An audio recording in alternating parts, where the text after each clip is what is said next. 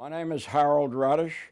I served in the U.S. Army Infantry from 1943 to 45.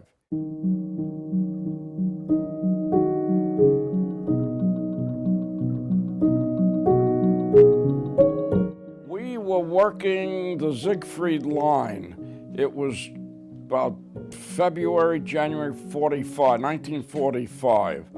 The thing to do, the Siegfried Line, was between France and Germany. To protect Germany, they have 17 miles deep of defenses, pillboxes, tank traps, everything. We broke in the middle of the night. Every night, we would break in, get to a pillbox, get alongside it so they couldn't see us, get to the door, put a charge on and blow it in and go shoot, you know. The reason we wanted the pillbox, there was a gun on top. The next day, they would work up to us. We could cover them. One night, we got in to what we thought was a pillbox, but it really wasn't. It was a sleeping quarters. We got in there and we couldn't get out because they were firing at us. We had 45 German prisoners in beds. It got tough. There was nothing to eat or drink for about 4 days.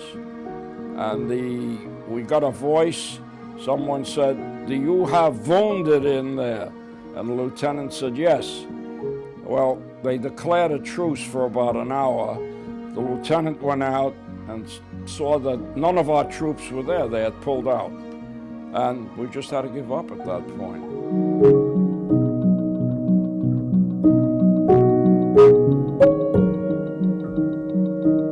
I made a mistake and I spoke Yiddish. And if you're heavy Yiddish, it's almost like German. They transferred us from one camp to another. Before you got into the other camp, you had to be searched. So what I did, and all of us did, we always had a little blanket. We'd spread the blanket out and scoop out underneath what we wanted to hide and what we wanted to show the Germans, we'd put on top. While we're doing that, it took a while, and some German, I guess he was an SS man, a white shirt, you know, and I said, "Wie lang?" And he looked at me immediately and he says, "Jude, you're Jew. Wall Street, you started the war." And he took his lance and he gave me a rap over here. I changed, I must have passed out. But somebody called him and he left. And the other fellows, my friends or whatever, they came up and they said, "Harold, we never saw you look like that." And you went right down. You know, you face death or whatever it is.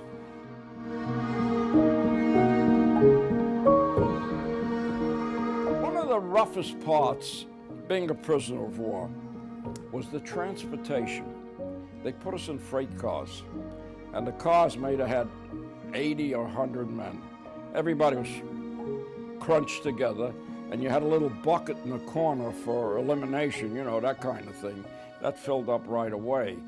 The trip usually was about 6 days to get us up to their regular POW camps. And when we got there, the doors opened up, there were the dogs barking, and everybody walking around with rifles. We had to get out. We got out, but some guys had died in there, and we didn't know it.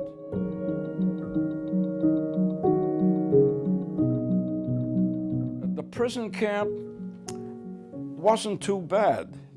The Germans seemed to follow the Geneva Convention. We had 12 men assigned to a loaf of black bread. That was for the day. And we got a guy with a high card, he was to cut. It was a responsibility because if he made one a little thicker than the other, we'd yell at him and scream. But the advantage that he has, he's allowed to keep the crumbs. So we got that. We used to get some hot water.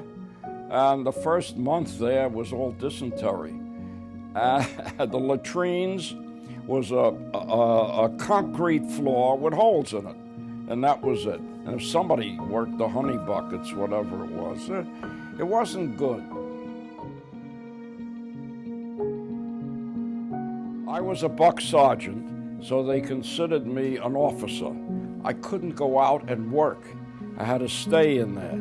And I found a buddy who was with me before, and we palled together. We took care of each other. He was an Irish Catholic boy, and every morning he would move the stones. You know, I got a rosary, I guess that's what it is. He didn't smoke. I was able to take his cigarettes and deal. You could have bought all of Germany for a pack of cigarettes. Money didn't count, just cigarettes. I used to see some of the guys that had extra cigarettes would hand it to the guards, and they would bring them back something to eat. I have been lucky from the day I was born. I was lucky in getting through school. I was lucky in getting a scholarship to NYU. Then I used the GI Bill. I was lucky throughout the whole war. Guys were getting killed around me. In fact, we were in a foxhole, 3 guys once, and somebody yells, "I'm hit." And I looked, and it was in his buttocks.